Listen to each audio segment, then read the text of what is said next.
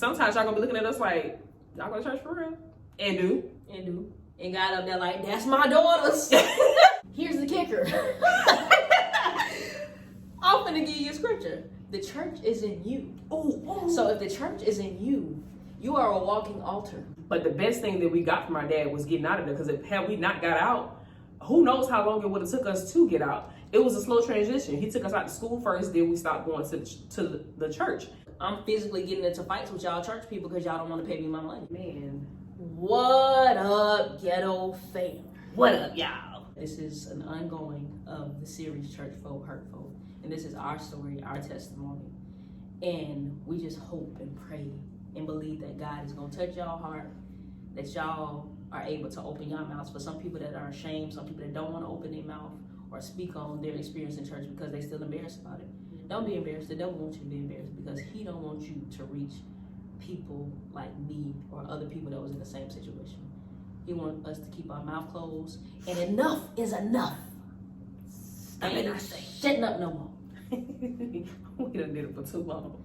Way too long. Right. Yes, Lord. Like, if you haven't seen the first video, we definitely suggest you go back to the first video so you can catch up to what's going on, what we're about to discuss now. So basically, this is how we got away from a cult. And if you don't know what a cult is, again, you can go back to the first video and it explains exactly what it is and how to know if you're a part of one. So we escaped by my dad. Mm-hmm. And this was when we was teenagers. And was I a teen? I don't think I was a teenager. You was preteen. Remember, we only like 3 years apart by G. Yeah, okay, that part. I think I was at law. Was I at law part? I was in middle school. Or no, one of them schools. Shoot. Okay. Just know we ain't in it no more. Right. So my daddy, he took us out of me and my brother, we was the fortunate guinea pigs to go to the Christian school. So we went to the Christian school. My dad took us out once we moved to a different house. We stayed in Chocolate City, what they call it, CC. It's where a whole bunch of black people stayed. Basically, it was income-based apartments. That's a story, different story for a different day. But we actually moved to a house. Oh my God. It was a rented house, but still, it was different because it wasn't on government assistance no more. So my dad and them had to work much harder to keep what we had. And anyway, we left the school once we moved to this house, a little bit after we moved to this house, and things started shifting. Like, my dad started branching off to one of his friends who started his own business, and oh my God, was that frowned upon. Mm-hmm. Like, because they was in the church too, right, and they got out, and so what had happened was we're gonna have to let my daddy tell this story, right? Because he shifted out because people was looking at them funny because they had started their own business. People were saying they had started their own church and all this. But my daddy was like, look, he was a preacher. He was a youth. He was a minister. He was a youth minister. Right. And this man be jumping off the pulpit and everything. But he had that fire. Crazy man. Yeah, him just leaving the church caused a lot of chaos in our homes. And we watched him. Definitely in our home, yeah. We watched him struggle mentally. Like, we didn't know, we weren't aware of everything he went through, but some of the stuff showed because it was a whole bunch of crazy stuff going on at home with my mom and my dad. Then we started acting out. And just from my dad leaving this church, all of this kind of spiraled down because when you go against the grain. Yeah. I would say it's because they started actually getting money. They was getting to the money. Everybody mad. That's what it really boiled down to, because you as this high person in the church, you getting more money than you getting everybody money. It is what it is. You getting everybody money to pay your bills, to get this nice house, nice cars.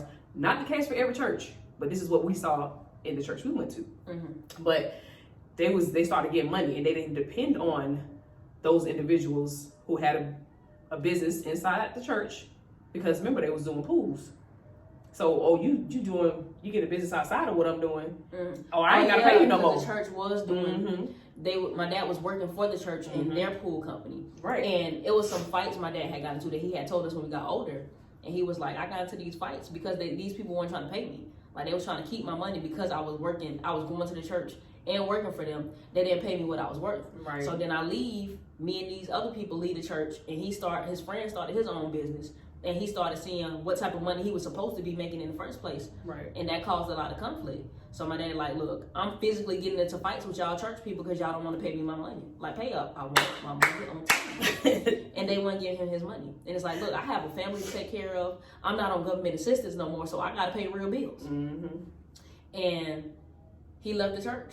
And him and my mama was separated at the time. And he told my mama, he said, if you don't do anything else, make sure my kids don't go back to that church. Right. Because my daddy had pulled them out of the school. And he told my mama, don't take my kids back to that church. Right. Because my daddy saw how corrupt it was. He saw how people were selling him out in the pulpit because he had a big flat screen TV that he wasn't going to be able to get if he still been working for them and living on government assistance. Right. He had to jump off the porch, the church porch at some point. Right. My grandparents, they ain't even allowed no more to speak for themselves, but I remember one time we hadn't seen them in a long time because we stopped going to the church, and they came and visited. We was just so happy to see them, but come to find out, they came just to attempt to get us to come back and to see what we had. Like, listen, I never forget. Aside that, they came on my birthday. I remember because I felt special. Because I was like, all the grandkids they got, but they gave me a birthday bag, and I remember it because it had this little raspy lady that sounded like she smoked cigarettes. Because they anniversary is a day before. It was Mason Gray back then. No, that wasn't Mason. That was a white lady that smoked cigarettes. But it was they came on the 30th because the anniversary is December 30th. My birthday December 31st. And so they came, and I think my daddy was like, they came to see if they had started a church for real. Him and this other guy that he was working with. Right. But they had me a birthday bag with a card. I lost that in Texas in storage when I was married, and my kid that was in the military. That's a whole other story. But she was like, "Happy birthday." The fact that you remember that. You. I don't know why my grandparents got me that bag, but I kept it for a long time until I lost it in the storage. But anyway, where we was at? You got real deep into that birthday story, but they was coming to see. Yeah, to see if they had a church started and to see what was going on because, like, okay, they got a house. I ain't never had no house. Like, my son got a house, and we only remember them staying in apartments. Like, again, this wasn't our house. We was renting somebody else's house, but it was a shock for them, that okay, this man got how he affording this house. That's probably what it was. They want to know how you making money, enough money. If we know we ain't paying you enough, where you getting your source from? Because you living in a house now. You ain't on government assistance. Now again, I gotta let my daddy tell his story, but this is just me looking back like, dang, like they wanted you that bound to where they got you depend on them for everything. They got people coming to you just to see how you making a living. Like, go see what they got going on. And why does it matter if they did start a church? What they got to do with you and your money? You scared that they gonna expose people to the truth? Like, it's just that deep. Cults are just that deep to where they'll control your mind. It's like Hitler with the Nazis. They instill fear in you and make you think, since you're stuck in this world, it's like the military. You got your own base. Outside of this base, you got the world, but inside this base, you really don't have to leave the base for nothing because they got a PX in there, which is the mall. They got Popeyes, McDonald's.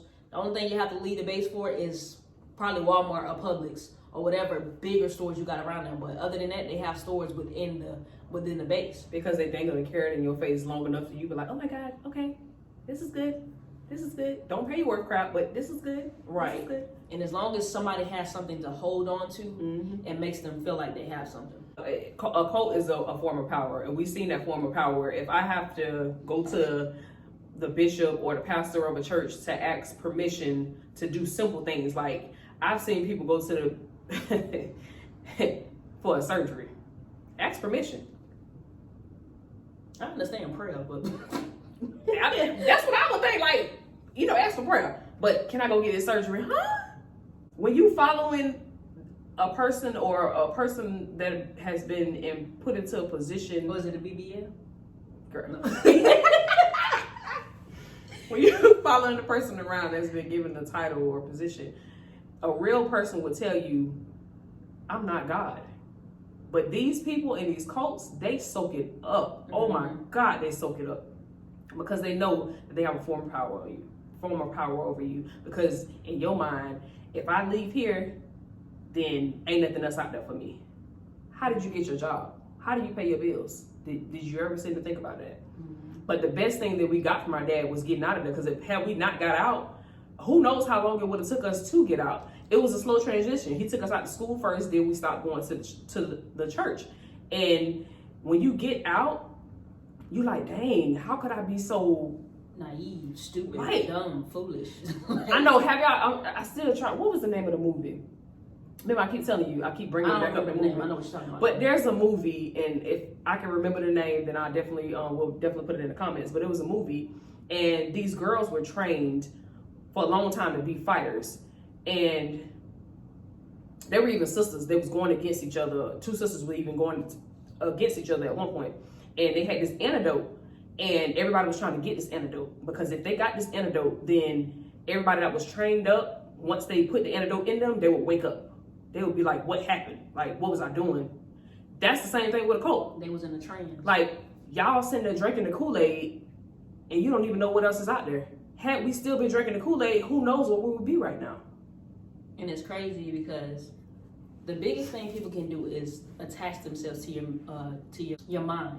And even outside of churches, this happens with a lot of people. Mm-hmm. As long as the enemy or the devil can attack your mind, as long as they get a hold of your mind, they can control you. It's within your mind that you do a lot of things. It was so deep to the point where when we got out, I was still questioning, was I doing the right thing? Because talking to some of my family members, it's like, you need to come back to the church. You need to come back to the church. And I'm like, dang, do I need to come back to the church? Like, was I safer there? Like, did I make the wrong decision? Because I'm at an age now to where now I can go back on my own. I don't have to listen to my parents. So was it right? Like, are they within the right means of God? Like, is he really hearing from God? Are they really hearing from God? And then realizing when I finally pulled away from it, they had a stronghold on me. Mm-hmm. It was a big stronghold. That thing was deep. I had to realize that I was a seasonal ticket holder for going to church. A seasonal ticket holder for going to church. Like, I was going to church because, of course, we was raised in it. But then after that, like, I'm going to church for what? And nothing's changing. There are people that are battling with different fads or what they like the same sex. And they struggling, but yet y'all condemning them in the pulpit instead of drawing them closer and be like, this is the way to go. You don't sit up there in a pulpit, call it out, and then they know who you talking about. If you're going to call it out, help deliver it. Exactly. You call it out, but there's no form of deliverance. Don't just call it out to call it out.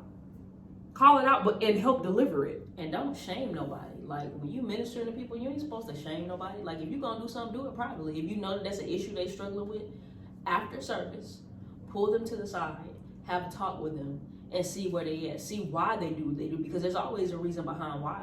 And to the mothers of the church, the hat wearing, sitting in the front, with your stockings and long gloves, stocking wearing, with your glasses tilted down and your nose up.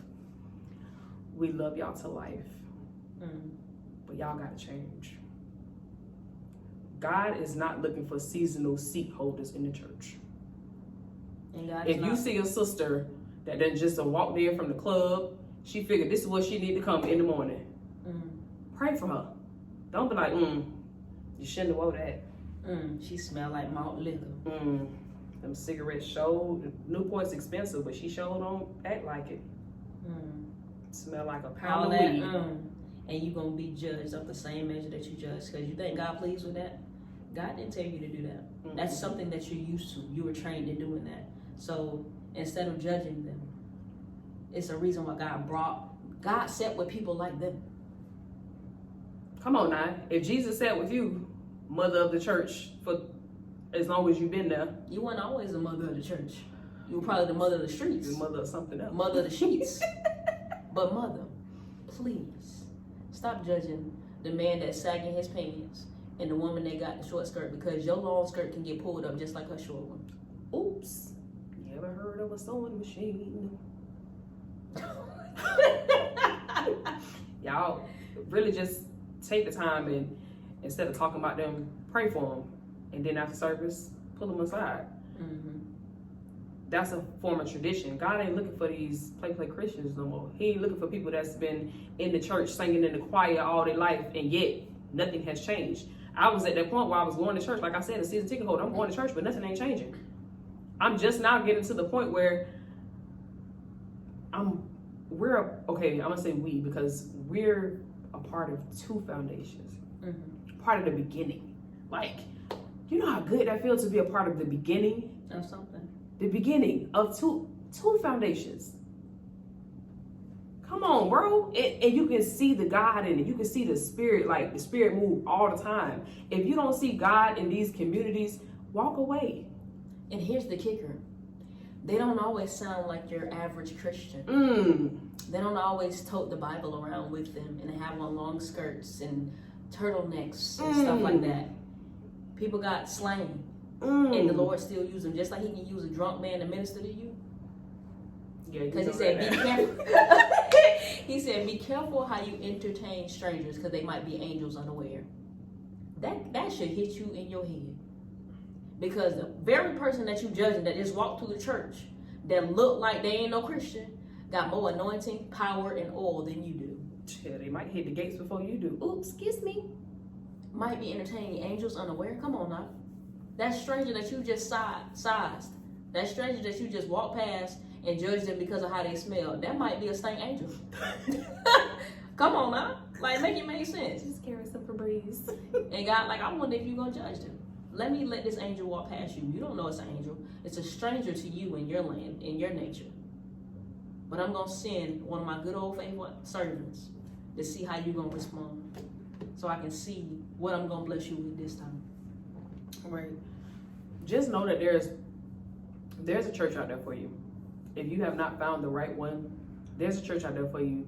Do not let all of these churches and bad things that have happened to you, because this been, like I said, I was running for a long time. I wasn't trying to be bound by no church and be talking about singing in no choir. Obligation problems. You talking about, look, she got obligation problems. Like, I ain't want to be obligated to nobody, no church. Some churches was like, when you gonna join? Never. God ain't told me to do that yet. Look, check me back on the 30th of February, okay? Check me back on the 44th of any month. Like, bruh, stop playing with me.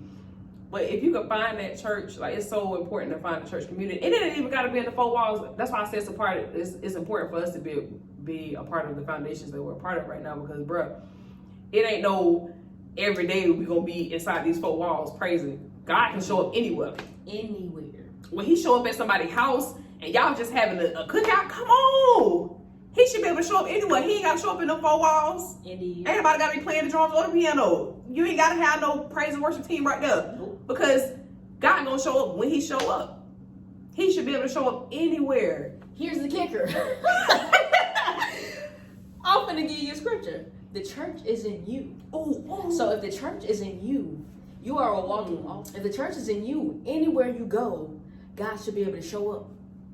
It shouldn't be just in a church they got a name. Pentecostal, Baptist, Methodist, Episcopal, whatever all them other names. Seventh-day Adventist. Sorry. The glory of God is not going to just reign within something you gave a name to that you're paying the government for because you ain't got the title of the deed to the land. Mm-hmm. Look, if you are the church, if the church is in you, wherever you walk, wherever you go, that means the glory of God should be right with you because the church is in you and he abides in you and you abide in him. You are a walking church. You going to the grocery store, that means God should be able to use you inside the grocery store. You going to the library at McDonald's. If the church is in you, God should be able to show up at the grocery store at McDonald's. Not just the church that you used to growing up in. Exactly. Sorry, you don't have to go to church every Sunday. You don't. Because it said, forsake, people misuse this, forsake not the assembly. No, it says, forsake not the assembling together. That means where two or more are gathered, there he is in the midst. They tell you forsake not the assembly. Go read it. They always say forsake not the assembly. They lied to you. Because God ain't say nothing about forsake not the assembly, which is they say the church, the four walls, something they built where they want you to come to and pay your tithe and offering 5 times a day. No, he said forsake not to assemble yourselves together. So that means we can have church right here. We can have church in the middle of the mall, not in the building that they call church. Exactly. You should be able to have it anywhere, anytime. When you feel the Holy Spirit, that's it. That's all she wrote. And this is so important that people just don't realize it. Don't let people stop you. Even if you don't go to church, Don't let these churches or people that claim to have a certain title, or they be at church every Sunday, or 7 days a week if they be at church. Don't let them stop you from getting to know who God is. That was the whole purpose of us doing this, because we don't want to forget who He is because of what we see portrayed as God's people. Come on now, because we worship. Come on. Okay, I ain't gonna do it right now. I don't know what y'all talking about. Shoot, we love God, but we still act the fool because He gave us this personality. And sometimes y'all gonna be looking at us like, y'all go to church for real? And do. And God up there like, that's my daughters. I taught them that. Y'all be trying to make God seem like He this politically proper person, and He just, oh my God, I'm coming to you as humble as I know how. Talk to God like you talk to me. Right. Like, God got a personality. You be like, bro, I need your help right now. Things ain't right. Look, I'm about to snap. Go to Him like you would go to your daddy if your daddy was a good daddy, even if he not. Like, the relationship that you wanted with your dad, that's how you go to God. Like, dang, God, like, it's tough right now. Like, Dad, I'm struggling. I ain't even coming to you because I need your wallet or your credit card. I just need your shoulder to lean on. Like, I'm gonna need your credit card later, but right. Like, right now, I need you to hold me. Like, I need you to tell me you love me. Mm-hmm. Talk to Him how you would talk to your daddy. Right. And if you don't know that you're loved and anybody ever told you, we love you. Ain't nothing you can do about it. Sending virtual hugs. Let's go. And I won't take it back. Nope, sure won't. Hey y'all, stay lit. Stay live. Stay focused. We out. We thank you for allowing us to walk in our purpose. Even though it took us some time to get here, God, we needed your hand. We needed you to shift our mind. We needed your heart and your eyes so that we wouldn't judge your people.